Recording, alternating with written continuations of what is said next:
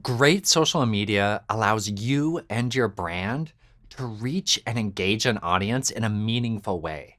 And to do that, you really need to know your audience.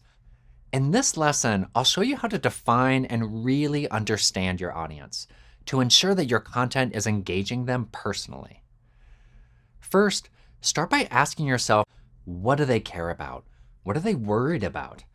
Sometimes product companies will ask, what are their pain points? And how can our product help them? If your audience has goals they want to achieve, or they have problems they're trying to solve, ask yourself, how are they doing that today? And how can our brand stand out? Then, and this is the hard part, you have to narrow your audience down. Maybe you narrow it down by region, by their age, by socioeconomics, or any other demographics. Maybe you need to narrow them down by their behaviors or their lifestyle patterns. If that feels hard to do, remember this is just a start. Once you have your niche and you've figured out who you can really target, you learn a recipe for success that can then expand to different and broader audience segments. Let me share an example of a recent startup that has done this so successfully and for such an unexpected product: mushroom coffee. So, two recent graduates were interested in the health benefits of mushrooms and fungi and the coffee alternative space. So, they lucked out by finding an amazing recipe, a distributor, and were ready to sell mushroom coffee online. But they were a startup, which means you don't have a lot of money to spend on paid advertising. So, they really needed to think about how they were going to use social media. And for that to work, they needed a target audience who would be so excited about their product that they'd want to share, engage, and promote on social, essentially free advertising. Now, if that sounds hard, that's actually a great starting point because it means you have to create a product that makes such an impact on customers that they can't wait to tell others about it. And who doesn't want their brand to represent such an awesome product after all? So the founders of this company called Rise started with themselves. As recently stressed out college students and now stressed out startup founders, health, stress, and well being were constantly on their mind. So they asked themselves, were they really selling mushroom coffee? Or were they helping people manage stress and promote well being? Because, of course, caffeine can be great, but it can also disrupt sleep and cause anxiety. So they wanted to provide an alternative with very little caffeine.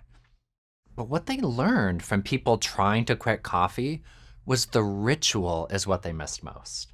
Making their coffee in the morning, having that quiet time to reflect while they drank it, feeling like they were setting up the day for success. So what if that's their brand? A ritual, a routine, wellness, community, all focused on the values of what it means to live a good and health-centric life.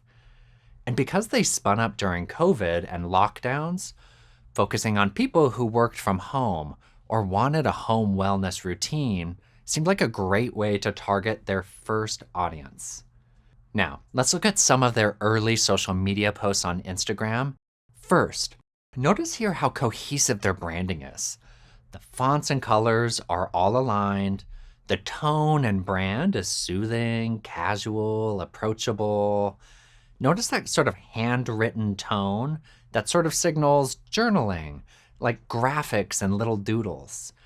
You can imagine these being drawn in a notebook while maybe drinking a cup of Rise mushroom coffee. This first image in particular speaks directly to a target audience, those who struggle with sleep.